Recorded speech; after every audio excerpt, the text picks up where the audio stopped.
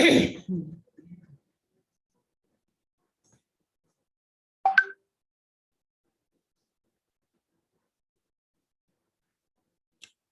everyone, welcome to this part 2 of our SDE to PM transition event. We're just going to let a few folks in, and we'll start in about a couple of minutes. So just hold tight. We'll be starting soon.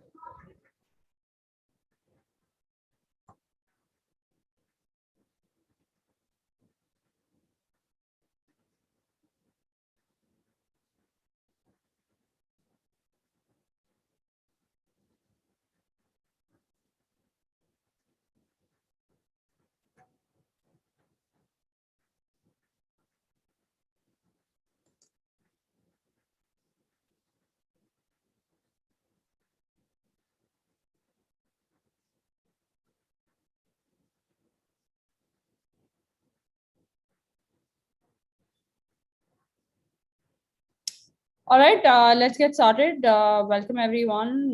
Thanks for joining in on Saturday afternoon. We are on event 2 of our 2-part series, specifically talking about how to transition from being in software engineer to product management. Last Saturday we had industry experts talk a little bit about different ways in which an SDE can become a product manager. Today we actually have three SDs that have turned PMs from high growth companies. All of them started out as software devs and decided to switch at different phases in their career. So somebody who had been doing engineering for a while, someone slightly early in their career, and someone who actually made an internal transition. So this is a great diversity of sort of speakers to walk you through their thought process, how they approach the problem statement, how do they, as they say, transitioning your own career is as much a product problem statement of your own as it is to become a product manager. So we'd love to kind of get dips into their thought process and understand how they approach the problem statement. We'll start. We run every alternate Saturdays. This is part of the Raise the Bar PM Growth Series. So looking forward to having a fun discussion today. And if you've not watched part 1 of, you didn't participate, you can watch the part 1 of the series on our events channel or our YouTube channel. So definitely, this is a topic to interest to you. Definitely watch that as well. All right, let's get started. We'll start with a little introduction about our speakers, starting with Joel. Joel has worked as a software dev for about 7 years, including Dream 11, where he was SDE level 2. He made a transition to product management and landed the role of a product director. Joel is actually a prime example of career transition that doesn't always mean taking a step down in your career or a cut in your paycheck. So in a lot of ways, he made a lateral transition, even though he made a transition from software engineering to product. Next we have Durjai. He's an APM at Urban Company today. And Durjai completed his graduation from BITS Pilani, worked as a member of the technical staff at Oracle for over 2 years before finding his calling to be a PM. He was able to make the switch in less than 16 weeks. And last but not the least, Rajat, he's a PM at India Gold. Rajat started out as an application developer, followed by a product engineer at Medley. He actually made an internal transition to an APM role, and he's currently part of the product team at India Gold. So like I said, the most interesting thing is the diversity of the experiences that all three of them have. They've made these transitions at different points in their careers. And so it'll be interesting to kind of learn from them. A little introduction about myself. My name is Mona and I'm the founder at Appraise. Prior to Appraise, I was at Airbnb for 7 years. I also started my career as a software engineer and transitioned to product management via an internal transition, much like Rajat at Airbnb. So I very much have engineering running through my blood. That's how I think. Excited to kind of share my insights, but also learn from these folks of how they approach the problem statement. So without further ado, let's get started. Welcome, guys. Thank you for joining us. The first question I have for you all is, can you walk us through your thought process and the decision factors while deciding to make a switch to product management? Were you considering other roles? How did you narrow it down to PM? How did you know that you wanted to be a PM? Maybe we can start with Joel first. Sure. Am I audible? Yes. Yes. And thank you for the introduction, Mona. Just to sort of balance it out a little bit, like, yes, I managed to make a bit of a lateral move, but like, also I think I took like way longer than 16 weeks, like I think Abhishek can attest. And then also, I mean, I think the move, like, I think it makes sense to say that a product career is a bit of a product on its own, because there was a huge luck factor as well, timing, right place, right time kind of thing. Just wanted to sort of throw that out there. Yes. As like a factor. So yeah, I think for me, yeah. So I think thinking about like basically I reached a point in my engineering career where I realized that either I needed to go more deeply into engineering or kind of more into this like strategy, planning, we call it product type stuff. And I realized that trying to do both of them together was like I wasn't doing the product stuff properly. I wasn't doing engineering properly either. It was sort of clashing. And then thinking about it, sort of made a decision to kind of, okay, let me go do the product stuff, because I realized that this strategy component or thinking about products a certain way is not gonna go away. And there are certain realities of being an engineer in India. I was like, if I need to be that kind of engineer, I need to like go abroad, and there were certain challenges around doing that on a schedule, this and that. So I was like, you know what, I'm here, I'm in India, let me just I'd also gotten some signals from a lot of people like, hey, you should think about this product stuff or whatever. So I was like, okay, let me explore and see what that's like, right? I think next step from that, I was like, okay, I think a fair bit of like hubris also initially of like, oh, I've been a product engineer for so long, making the switch to PM shouldn't be that hard. I was like, let me do a little reading, let me see what the vibes are, and like it shouldn't be that hard, right? So some amount of like hubris, I think, helped me counteract the fear of making the transition. But I wouldn't recommend that as like a broad strategy. I think the core thing with then finding Appraised was like a moment of I'd done like a fair amount of surveying of like different. There are so many blogs and there's so much material, and then I realized that like, okay, I can spend 6 months curating my curriculum, and then do the curriculum will take another 6 months, and then I'm fairly certain I'll be able to crack an interview. Because I'd done a couple of interviews like in the gaps as well, and I was like, okay, this is hard, but in a way that I can prepare and like crack or whatever. But I was like, why wait a year?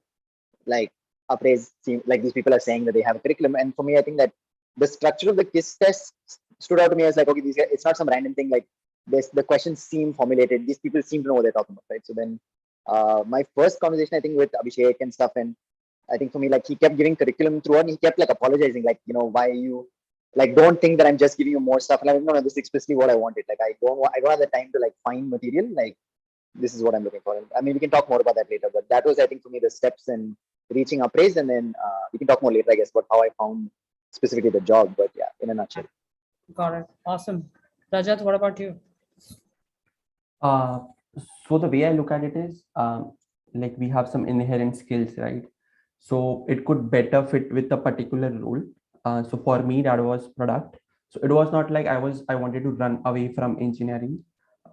Even that was a good fit, but I think there was a better fit in terms of skills that I had, and that's why I wanted to move to product. So that's why I did the internal transition over there, and I think we can talk about it later. But then the thought process was like my experience is exactly the same as well. Like I could spend like 6 months, 1 year researching, being on other some Slack communities, reading materials, and then doing it and being very impactful.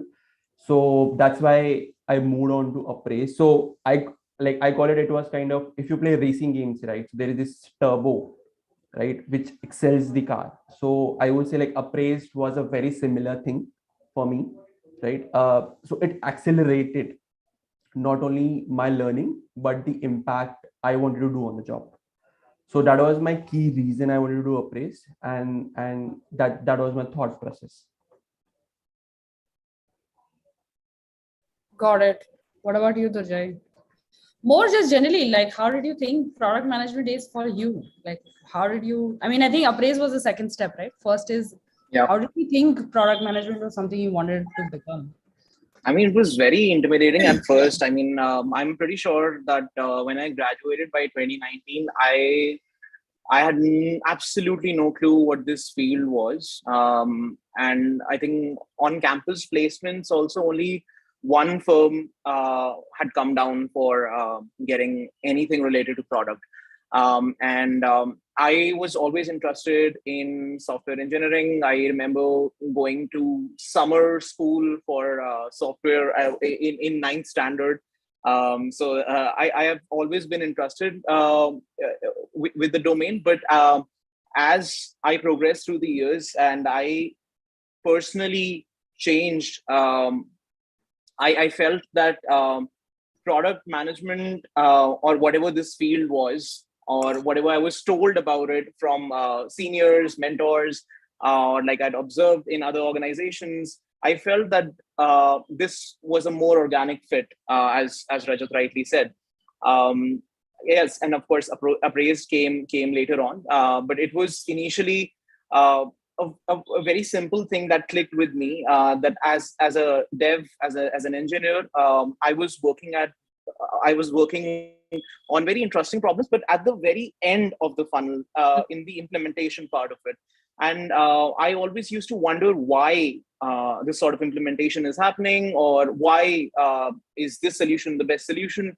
So to answer that, I would have always wanted to be at the initial part of the funnel, thinking about the problem first, and just letting the solution be whatever it is. So yeah, I think that was the main nudge towards product management. And I think, Mona, you asked what are the fields maybe we thought of Yeah. transitioning into. Yeah. I think this was an early conversation I had in 2020, which was just a year before I had started to transition into product management very seriously. So I just called up a senior and I asked him, what are roles which are not engineering related? Just tell me all of them. So there was ops, there was strategy, there was finance, there was business, IB, and the list just kept going on and on. And obviously, the nudge was towards product management because that guy was a senior product manager at Atlassian. So obviously, he sold it very well. But I personally felt that I wouldn't have been a great fit in any other domains that they were listed. But I was very intrigued by them. But I think I had that much of self-awareness that probably wouldn't be doing justice to myself and also the role. So yeah, product management felt like a good fit. Yeah. Got it. What were some of the challenges that you came across in your own personal journey? And what advice do you have to give the aspiring PMs in the audience? So more specifically, sort of, once you kind of figured that product was where you wanted to go, how did you go about the process? Where did you find most challenges? And sort of, how did you approach those challenges? Yeah, I can go first if that's all right. So I think product management was more or less a black box till 2020, 2021. Had absolutely no clue about it. Could not get people to define the job very clearly, just because the nature of it is so fungible. It depends on the organization and what type of a product manager you are. So it's very difficult to bucketize it. And consequently, the resources for getting into product are very few, at least when I was preparing for it, 2020. And there was no surety for it, that, hey, this is the thing that will definitely work out for you because it has worked out for X many people before. Because like if you want to get a coding job, you know that you'll go to Lead Code, Geeks for Geeks, and interview BitPay. You'll do some questions, and you'll be good to go. You'll mostly get the gist of it. If you want to crack IIT-JEE, you know that there's this institute called PITG that has been there for like 20 years. So you're pretty sure about that. Like, okay, I'm investing X amount of money, and I'm pretty sure I'll get this kind of rank or this kind of job. For product management, at least I couldn't find any good resources. So all I could do was just talk to people, just ask, okay, you were a dev or you were a designer, now you're a product manager. How did you do it? Just explain your process to me. And through that, you'd get different resources. But I think Appraised was again not at least marketed. I never saw it anywhere. This happened pretty serendipitously because a friend of mine had been an Appraise alum, and that's how I got to know about it. Actually, in a very interesting way, I just want to highlight that this point as you are talking about it. Majority, so over almost 60% of our CAP users are referral users. So they come from somebody else telling them about it. And we take a lot of pride in that, because I think that that is the sort of the strongest form of growth and the biggest testament to the product itself. We want to run smaller groups of PM courses, because a lot of how you do product management is what you learn about product management is you have to learn by doing. And in order for you to learn by doing, you need quality feedback in whether you're doing it well or not on a high frequency basis. And so if you have a class of like 200 people all going through product management at the same time, it's extremely hard to give good feedback. And so in very funny, weird ways, we've never had to actually go out and say, oh, Appraised is here, please look at it, please look at it, look at it. Somehow it kind of just cycle by cycle, people tell other people, and then, we're somewhere at capacity of what we can already handle. So we've never kind of had to do it. But yes, point taken, we will do a better job of marketing ourselves and talking about our own offering. So yes, sorry, Durjai, I didn't mean to cut you, but No. I'm. A lot of people have told me, we've never heard about it, and I just heard it from a friend or a colleague or a coworker or a mentor.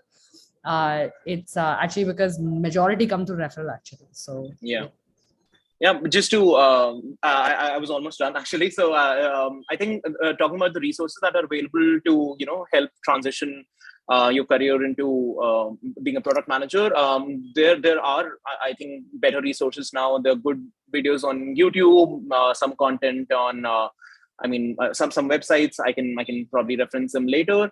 But it's just that there's no definite way, or there is no sure shot guarantee that you'll be spending X amount of time and you'll be getting an interview in like 4 months or something like that. So it's a bit uncertain, which is probably something not a candidate would like to deal with when they're trying to make a significant shift in their career. got it. Other thoughts, guys? Joel, Rajat? Yeah, I agree with Durjai. So one biggest challenge, I would say that so you have to constantly upskill yourself. That's one, and that can get a lot overwhelming. So once you make the transition, it's like, so for me, it was personally, on one day I was an engineer, on the next day I'm a product manager. Yeah. Right. So it's a complete shift. It was a complete shift for me. I had to relearn, unlearn a lot of things.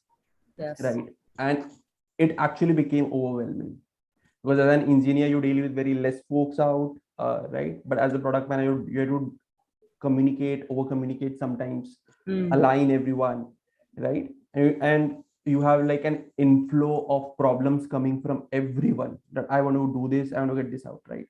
So you have to be that sane voice, or what you have to do is yeah, exactly. So you have to get all those Sounds familiar.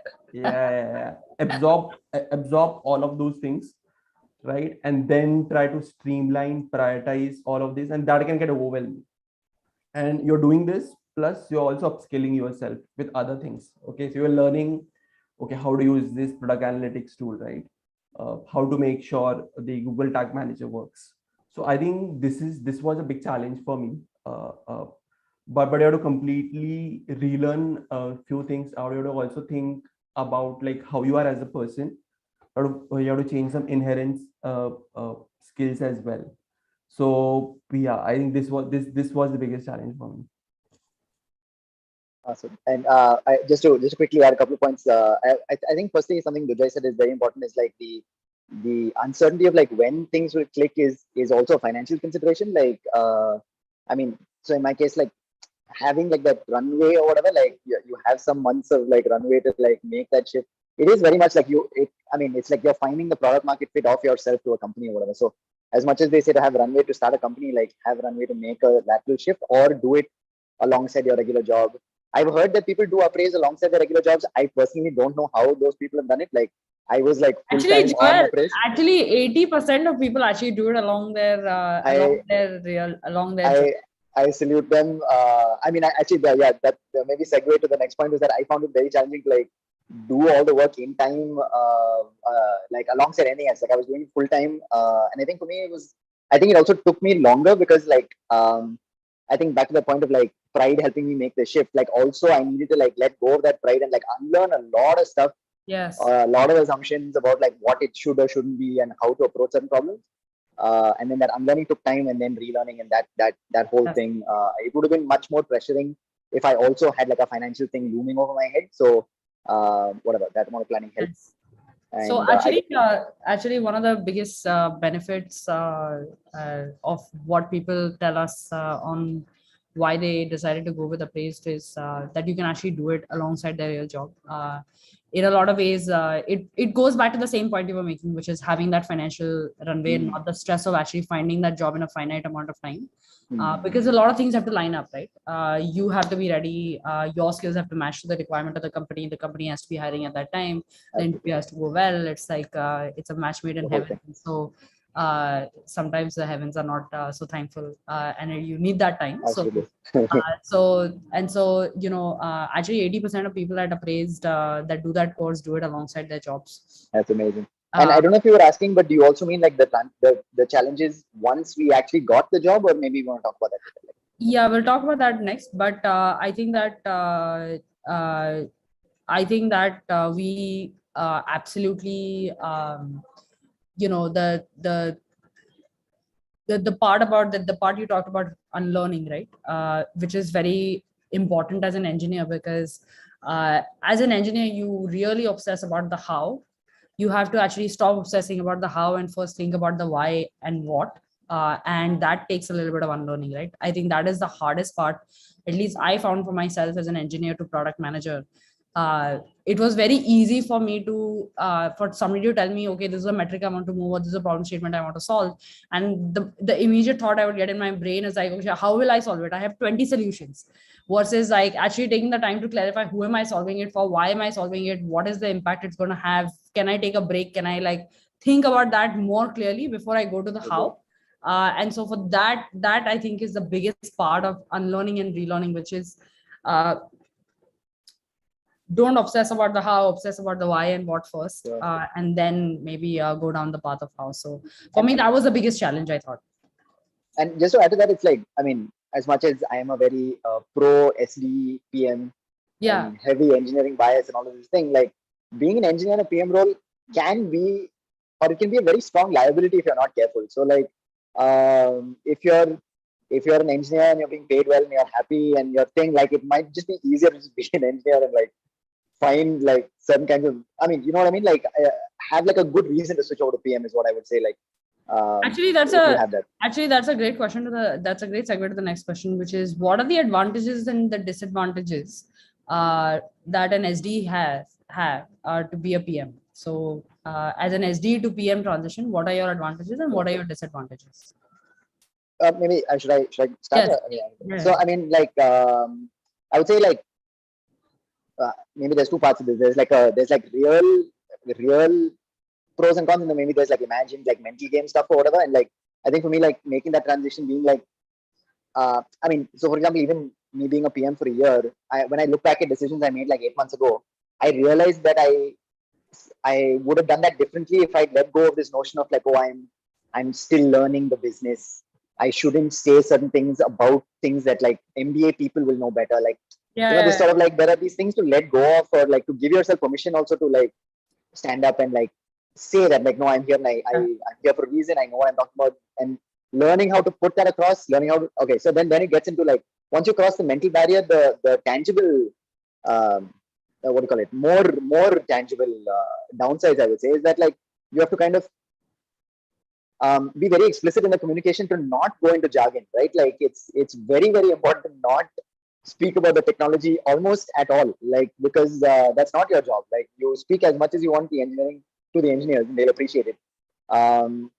But whatever, like, learn how to speak to non-technical people, learn like analogies. Like, I would say then it gets into like the strengths of an engineer. Like, you're familiar with like manipulating abstractions. So like, hey, this thing is like this is like a sandwich, this is like a submarine, this, whatever analogy you can pull out, like, use that to do certain things. And then maybe the last thing I would say is like, when talking to engineers, and I mean, maybe for this audience, like, these are not engineers who, I mean, I moved, okay, let me say this, even with me moving with some engineering experience, I still don't assume that I know better than the engineers. Yeah. Because I've worked with PMs who are like, oh, I did engineering, but like actually they did like 3 months in Infosys and then shifted to things like, I'm not disparaging them. I'm just saying like, there's a difference to like, you have to not, again, take the pride out of it when you're talking to the engineers. If the engineers are saying this is correct or this is incorrect, like, you really have to let go of your, like, I know better. And so the final pro is that your ability as an engineer is to read complicated textbooks, I would say. Like, your ability to read complicated like papers or like textbooks is something that sets you apart from MBAs who like can't most of the time. So like, leverage that, because most of the problems we solve, there's a textbook for it, and 80% of people don't know about it. So like, yeah, I'll stop with that. This is the power of an engineer, I would say. Awesome. Yeah, I can add. So it actually can become a superpower as well. So one thing is, you can empathize a lot better with engineers. Yes. You can understand when is their deep work, not to disturb them, from this minute level details to understanding that what questions they are going to ask us back when we go with them, right? So maybe you are a step or two ahead, so you can empathize better with them. That's one. Second thing is, while thinking about the why and what, as Mona was telling, right, and coming to the hows as well, you can also come up with few hows, and you also know a little bit of trade-offs as well. So even if I go and talk to the engineering team to get their buy-in, they want to come up with these things. So what's the least, for example, costly way to do this out? So you have that advantage upfront if you are an engineer. Yes, absolutely. One of the biggest, responsibilities of a product manager is to accurately understand shipping dates. I think this is the superpower of an engineer. If you come from an engineering background, when an engineer actually says it's going to take 10 days, you can appreciate why it's going to take 10 days. When somebody comes from a non-engineering background, it's very easy for them to say, oh, ye to bahut chota kaam hai yaar. Like, this is just one small task. You just have to change this one setting. And that one setting should take 3 days only. Why is it taking 10 days? And then there's this friction of an engineer and a product manager. It's like, no, it will take 3 days. No, it cannot be done in 3 ways. And the reason they never come to a peaceful outcome is because the engineer may try to explain, but the product manager may not understand why. So coming from an engineering background, I think that is a massive superpower. And I think the second thing related to that, a superpower, is that when things do get delayed, you know how to reprioritize a few things so that they don't get massively delayed. So when things are off schedule, narrowing the scope a little bit more, where you can still solve the problem that you set out to solve, but not change the ship date from June to August. Yeah. Is another superpower. Otherwise, people that don't come from engineering backgrounds have a 0 or a 1 view of this feature just has to get shipped. And if everything we had decided that is going to go in this version has to go in this version, because I can't really prioritize like these small things that in my mind will take 3 days, in your mind it's 10 days. So I don't know how to reduce the time of this feature launch. So I felt narrowing scope. Yeah. Oh, sorry. Narrowing scope in a way that actually reduces timeline, not just sounds like it should. Correct. It's like, I think, at least in my past experience, these two superpowers also became superpowers for me to do stakeholder management upwards. Because when things get off schedule, everybody in the organization gets very nervous. And when they get nervous, the first reaction is, the PM doesn't know the scheduling. I don't understand how they said this was going to launch in June. And then if you tell them, no, actually we will launch in June, but it is half the scope. They're like, oh my God, this is not even a launch. So actually doing stakeholder management effectively requires you to have that understanding. And I think engineers actually have a superpower there. Durjai, you were saying something? This might sound a bit counterintuitive, but just stick with me here. I feel that in a lot of organizations, if not most, I think the biggest cost to company is dev hours.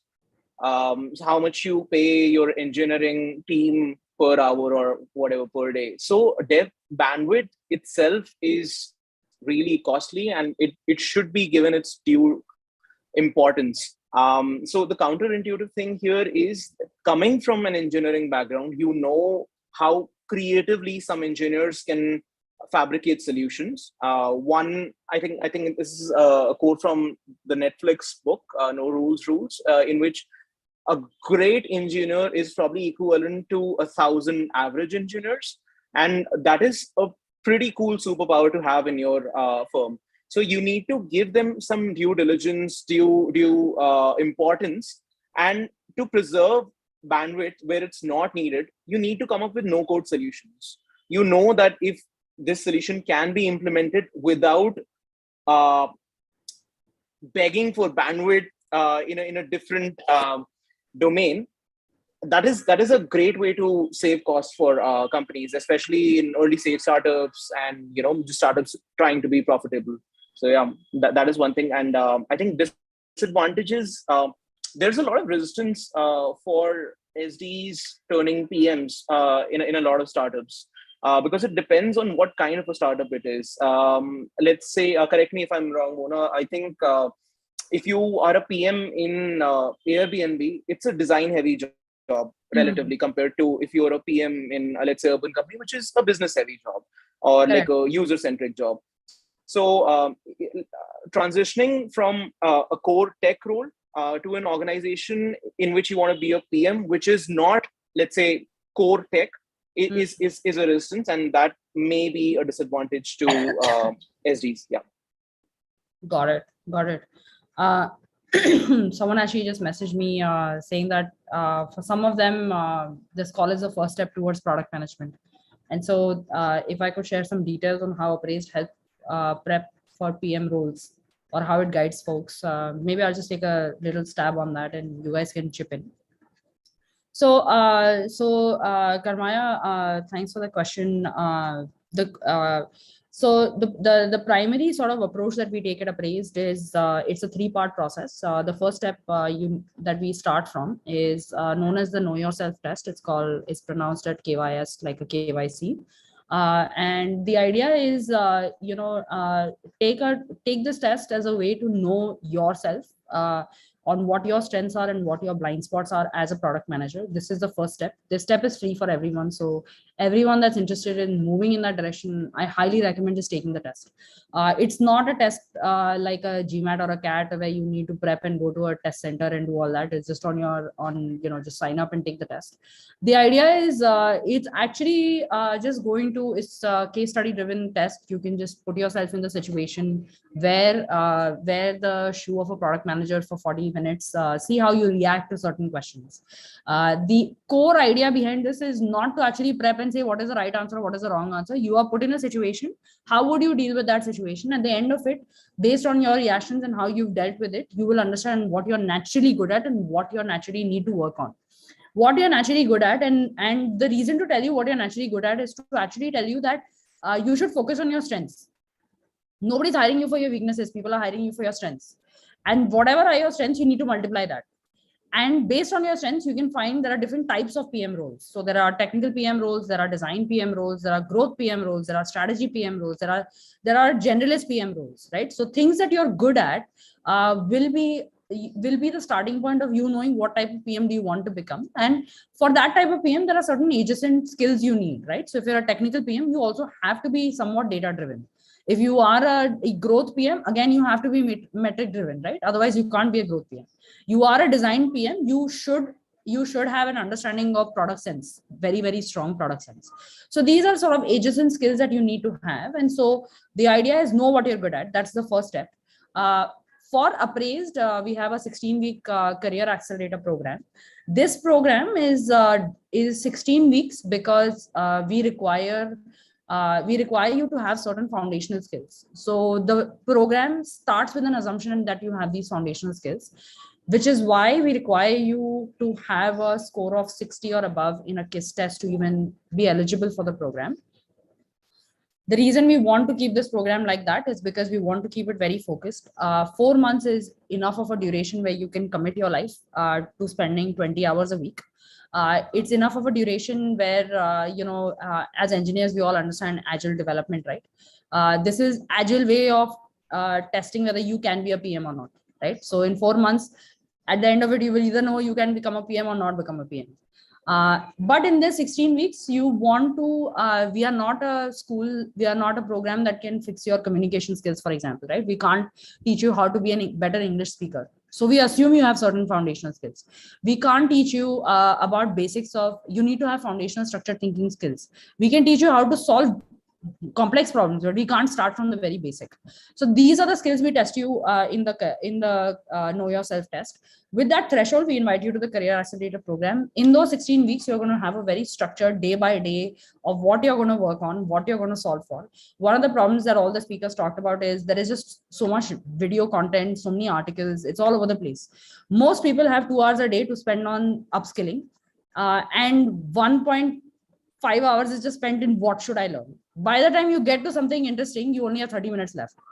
That is the biggest sort of optimization that is going to happen when you join Appraise. It's a very structured program. You're going to know what you're going to do on a daily basis.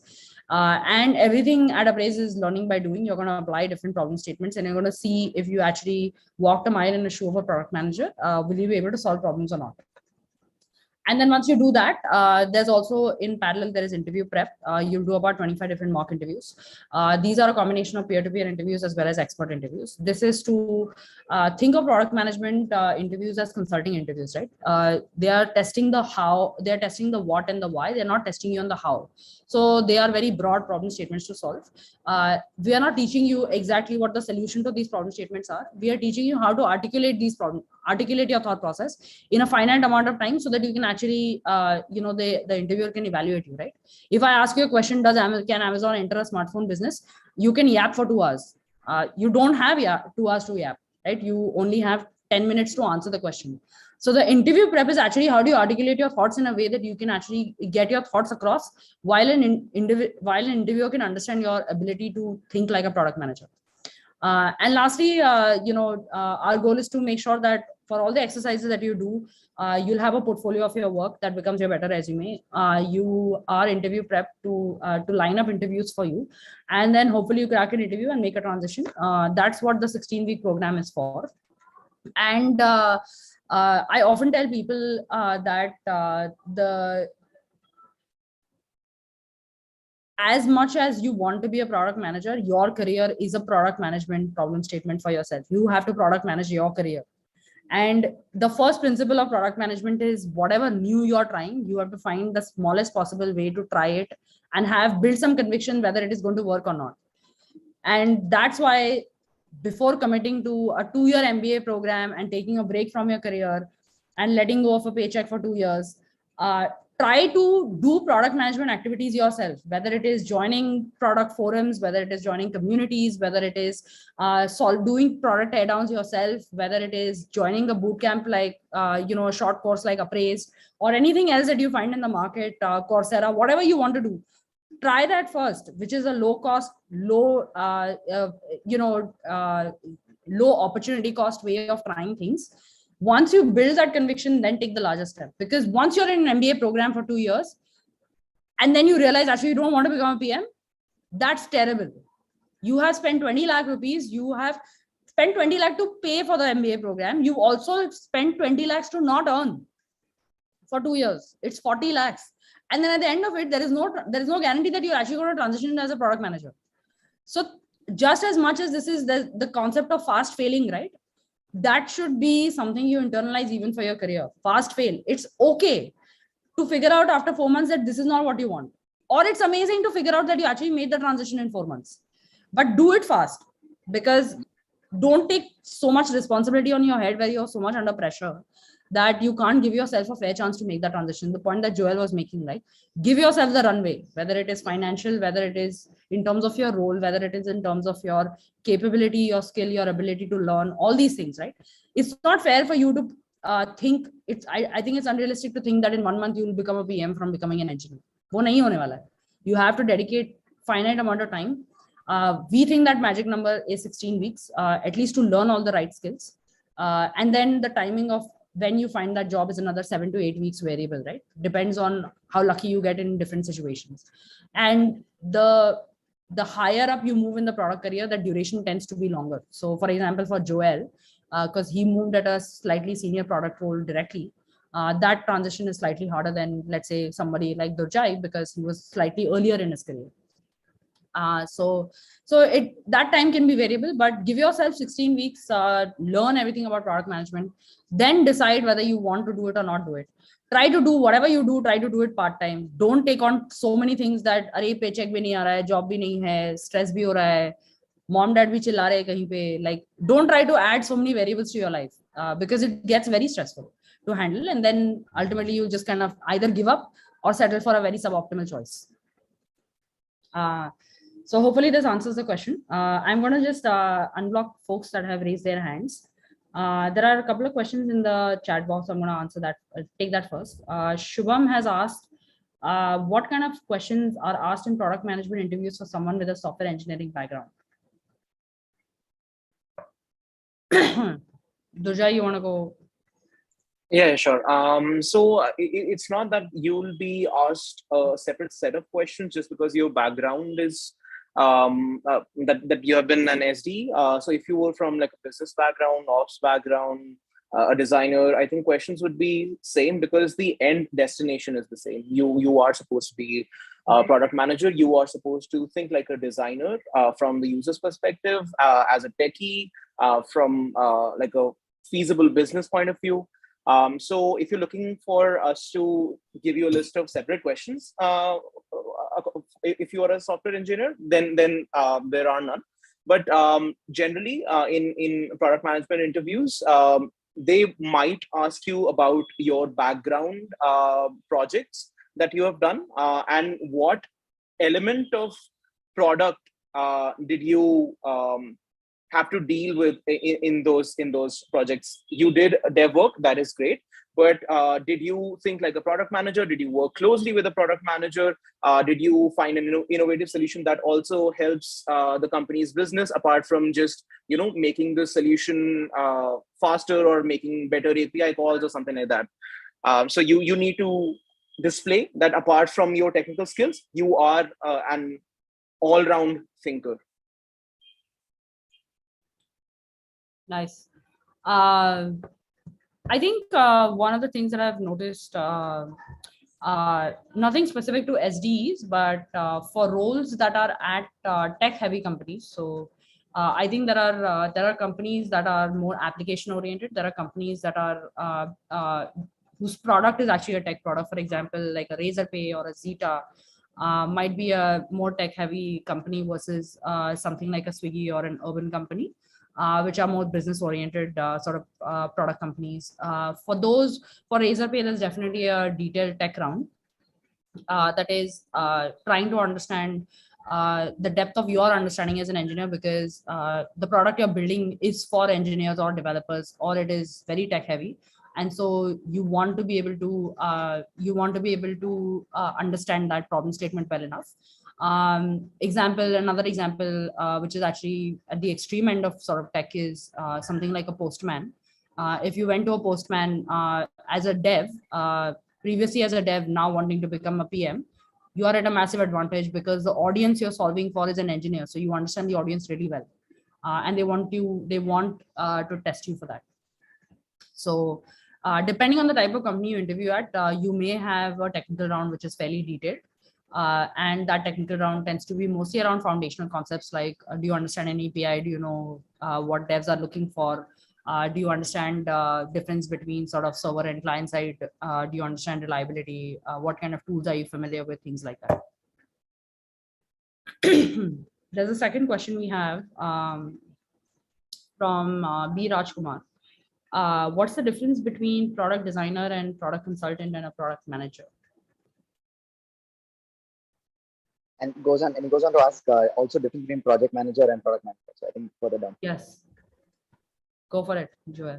Maybe this is not like the standard answer, but like, okay, let me start by saying there are definitions to these things like that you could dig up if you Google them, but like, just to maybe tie in a couple of threads or whatever, it can't be stressed enough how much there are like no rules. Like the only rule is that there are no rules kind of thing. Like, it feels more like a thing where you have to first decide what kind of PM you want to be, and then like construct a label around that, construct a story, and then like go into interviews with that. So it's like, whatever. Hey, my name is Joel, product designer product engineer for 7 years. I like building products. Hey, hire me as a PM. Like, what is a product engineer? Like, what is any of these things? Like, because the reason I'm saying this is because like after becoming a PM, a couple of people reached out, and like people come from all sorts of backgrounds and become PMs. Like one guy was like, I'm a psychology major. And like, this is fantastic. Like, and he was like, oh, but I'm not technical enough, but I'm not this, I'm not that, I'm like, no, stop all that. Like you have a psychology background. Just leverage that into a little bit of user research, learn a little bit of the jargon, and you are like miles ahead of most PMs who can't understand how the hell to talk to users. Right. So whatever your thing is, combine that with whatever goal you have of like being a PM or whatever, and then just construct a label around that, use that label to tell a story, and then like take that into interviews and see that is that persona or whatever is what you're trying to sell, and then like market that, do these things, and like see if it's being bought in these interviews, right? Like, is that, that would be slightly longer in answer of the difference between these roles. It's like it doesn't matter in most cases. Yeah, I think for the most part it doesn't matter. Like I think if you start at a certain size of the company, maybe these roles become slightly more specialized. So if you go to a size of, let's say, like an urban company now, if you go to a size of an India Gold, maybe it doesn't matter. Same at Appraise, like roles probably are slightly intertwined. But if you go to like an urban company type size or a Dream 11 size, I think the difference between a project manager and a product manager is I think the product manager is typically thinking about what are important problems to solve. How do you pick the right problems to solve? Once you know what the right problems to solve are, working with a variety of different stakeholders, whether it's engineers, product managers, designers, stakeholders, marketing, communication, is the role of a project manager, right? So think about project management as sort of more of a logistical job, which assures that ultimately whatever feature set that we decide as a solution to the problem that the product manager picked ultimately gets shipped on certain timelines or in certain quality or process or things like that. Mostly project managers become an important role as an organization scales, is typically when project managers get introduced. Otherwise, early stage product managers also do project management because there is no you're only building one or two things and you're doing them really well. So, the product manager wants to get involved. So typically less of a difference early on, more of a difference as organization scale and things become more specialized. What is the difference between a product designer? Designer is actually very different than a product manager. Designer, typically there are different types of designers. There are graphic designers, there are UI, UX, user experience designers. But product designers in general are people that exist at product first companies. And at product first companies, typically designers focus on the experience of the how, right? So if the engineer is thinking about the behind the curtains, how are things going to function? The designer is thinking about before the curtains, how the user perceives the product. What is the interface of how the user experiences the product? So that tends to be sort of the distinction. Next question is, how much of your job while solutioning is actually providing a solution or some strategy rather than simply implementing what a leadership asks for or a client asks for some feature? Parikshit is asking this question, especially in the case of B2B SaaS.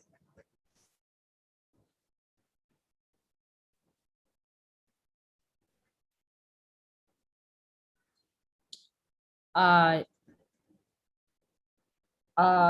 of us are from B2B companies, but I'll happy to take a stab. Repurpose Yes, is sort of me like a too. B2B offering in a way, a B2B to C or something. Sure. How much your job is actually providing solution or strategy? I would say like I think this may be coming from like an engineering mindset of like what we were talking about is like it's the engineers, like it's about features. It's about there is a boss who will tell you what to do, and there are features and you have to do it. At least for me personally, or like what I've seen of PMs in this area, like a lot of it is as much as possible you're just trying to find goals, and then you are kind of sitting in between to kind of figure out like, okay, somebody's asking for this feature, but really what do they want? And then taking that into this like research process and things like that. I mean, sometimes you do have to just build a feature, but sometimes there is this deeper problem, right? Because as a PM, and I think Mona was mentioning earlier, like when things go wrong, it's on you, right? Like, hey, we launched this thing, why is it not being adopted? Why is it not whatever? You can't go back and be like, no, but you told me to build a feature, I built it. That's not an option for the PM. So this, I would say like a large portion of it is like thinking about what is actually the problem being solved. And then, it gets a little bit easier, I would say, in a B2B context, because they are kind of thinking about things and there is this willingness to pay, which kind of simplifies things. Like they're thinking of an ROI thing in a way that a Instagram user might not be.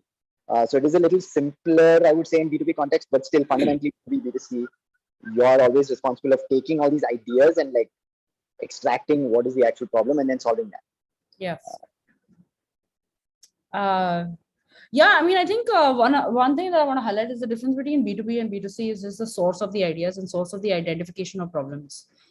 In the B2C world, because you are the consumer as much as you are the product manager, the source of problems worthy of solving are either customer service or user complaints or user feedback. In the B2B world, that tends to be businesses, so other salespeople or other marketing people at organizations that are consuming your product.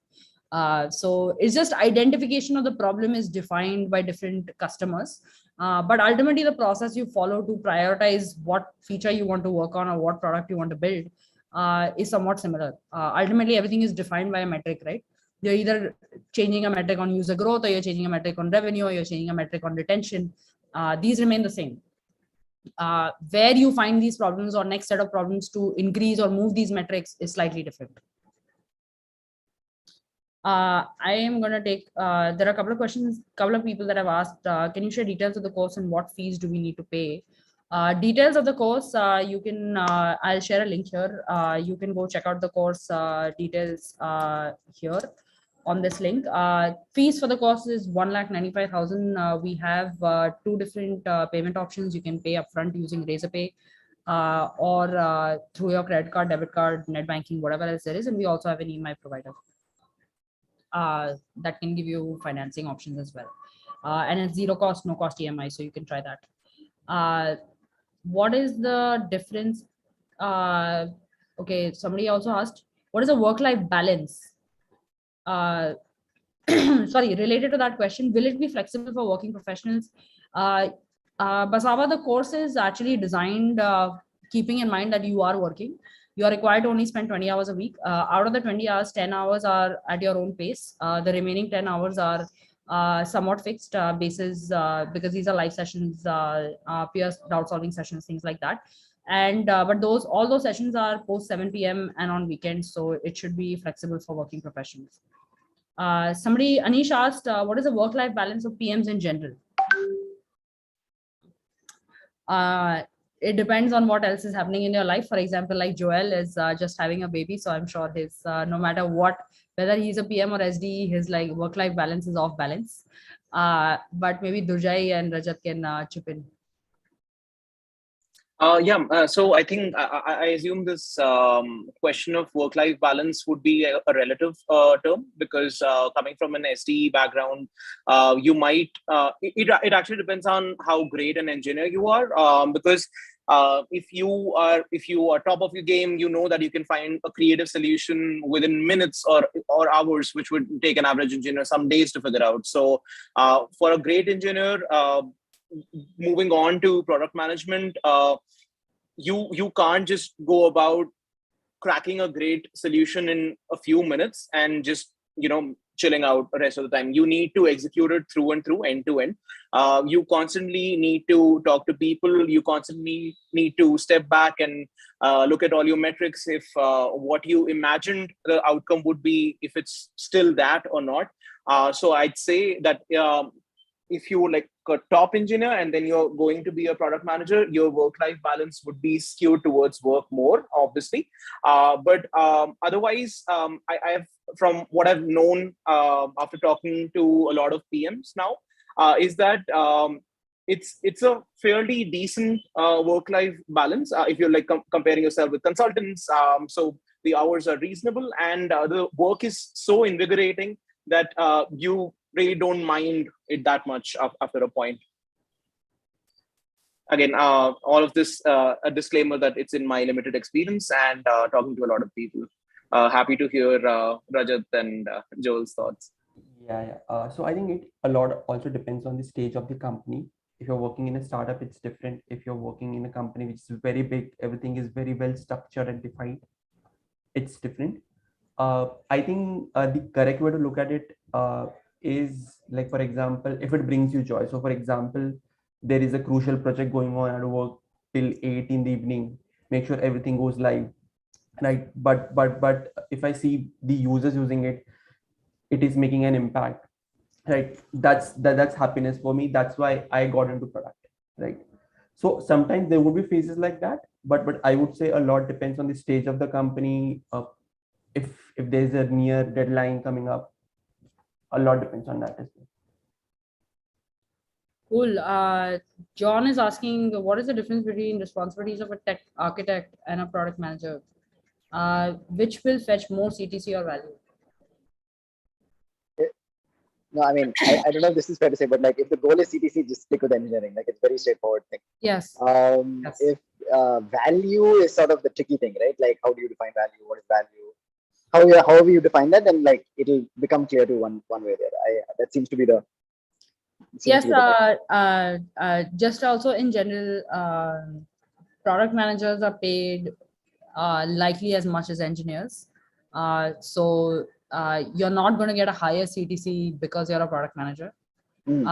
Also, if you already are a tech architect, likely you have several years of eng experience. So assuming that experience means that you will also be a product manager at that experience level right away, as a default state, should not be assumed. If you get lucky, yes, you can, like Joel, but very few do. So if you enjoy being a tech architect and you like what you're doing, I don't think you are losing out on the CTC component by remaining a tech architect. You will actually be making same or more. So that definitely should be something you keep going. Anytime a reset requires some adjustment, whether it is on the learning side, whether it's on the experience level, whether it's type of the company, whatever else there might be, right? So think about it. Value, I think I define value. I just want to highlight one thing, which is when thinking about roles and thinking about shifts, people should think about this as a long-term choice they're making, not a short-term choice. So if you're trying to become a product manager and this choice you're making is for the next job, not for a next 10 years of your career, it's always going to be a short-sighted move. And every time you make a transition, you're going to have to give up something. You're giving up years of experience, you're giving up some level of expertise, you're going to give up a title, you're going to give up the name of the company. I don't know, you're going to give up a lot of leverage.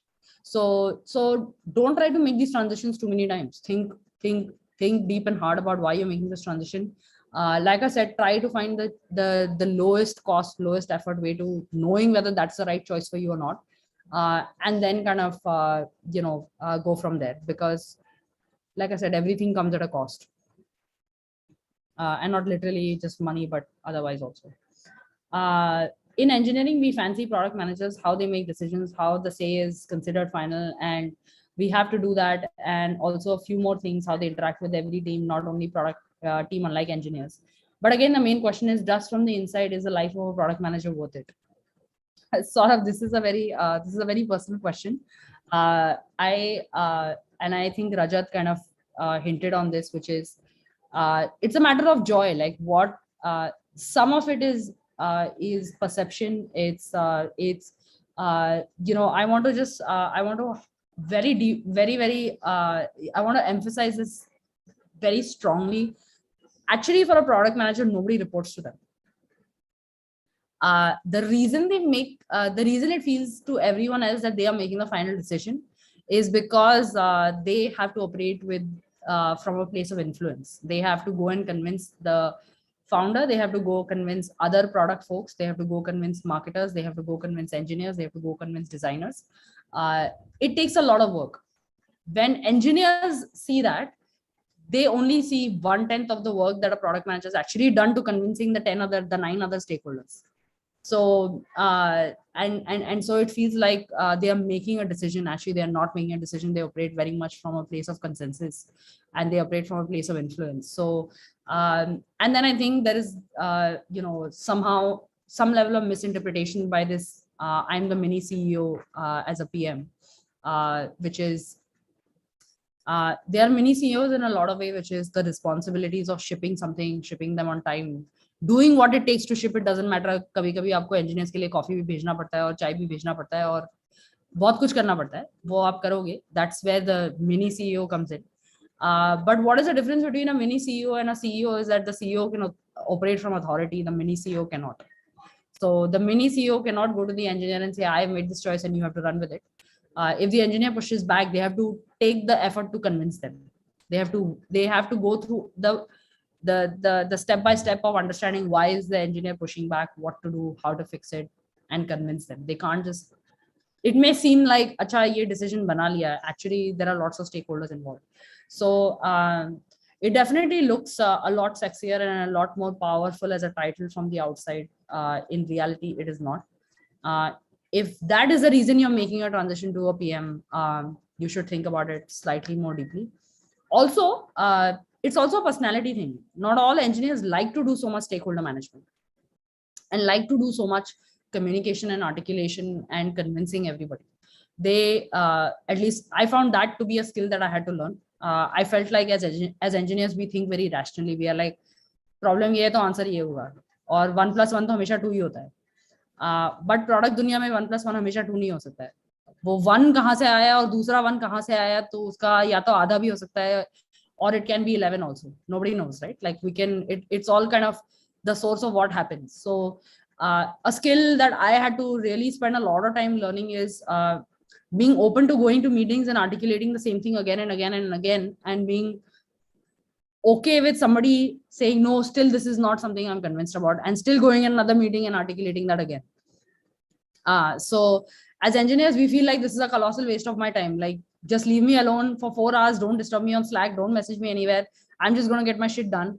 As a PM, getting 2 hours on your calendar where nobody is disturbing you is a privilege. So there is also this personality fit that you have to think about when you're transitioning from becoming an engineer to become a product manager. So yes, product managers solve important problems. They do lots of stakeholder management.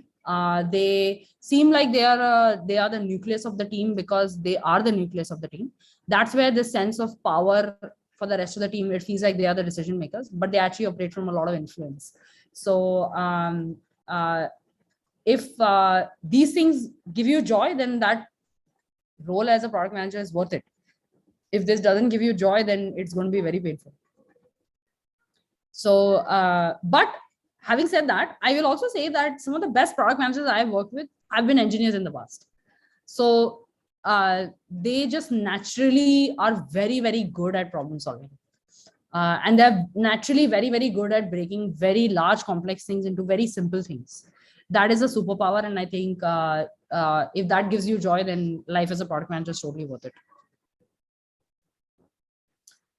Other thoughts, guys? We're already 5 minutes over. This is the last question. Guys, if anybody else has any questions, feel free to email us at mona@appraise.co, and I'll make sure to get them answered either by the folks here or elsewhere. But we're already 5 minutes over. This is the last point, last closing thoughts, guys. So, I'll jump in, and then I think the baby's waking up. But just let me say, like, if power is the goal, like there is this so good they can't ignore you book, which I think is a good guideline. Like you can get power in any role. Like don't switch to PM looking for power. It doesn't. I think like more broadly, this thing about like this PM as mini CEO thing is probably the most widespread idea, and like for me personally was the least helpful thing about like transition to PM. So I was like thinking about this for some time, and like at least how it feels to me is um, like making product is like making movies or making films, right? Like this is how it feels to me, where like anybody can make a film. The tools are everywhere. Pick up a phone, shoot a thing, put on YouTube, it's done. Like you made a film, you're a filmmaker, right? But then you might be brilliant. You might be just out of college. You might not have attended film school. Are you going to get hired to make like the next Marvel movie? Probably not, right? Is that fair or unfair? It is what it is, kind of thing. So there seems to be this thing where like even let's say film school, it's not really about what you learn. It's about during that film school you make a bunch of movies and maybe that gets you work, right? Again, it comes to this. I mean, I don't know. For me, it fits in a certain way of like ultimately being a PM. Being an SDE, switching to PM, you're coming to the table with at least one core competency of what it takes to make an actual movie, right? Like movies take like dozens of different skills, and you're coming with one like operational lens, right? So I would say like from that angle, like the younger you are as an SDE, then that affects how much of that engineering thing you're bringing to the table. And finally, I would say like Appraise is sort of bringing that same vibe in, because the main thing with Appraise is at the end of it, you have a bunch of portfolio work that you can show, like very similar to like getting movie work.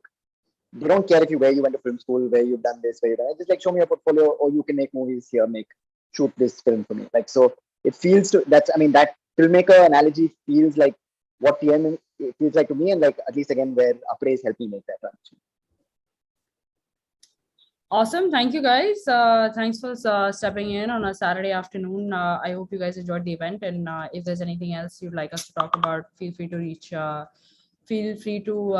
email me at mona@appraise.co. And you guys can also watch this event on YouTube in a day or so. Thank you guys. Thanks everyone. Thanks everyone. Thank you so much for joining. Thanks, Mona. Bye.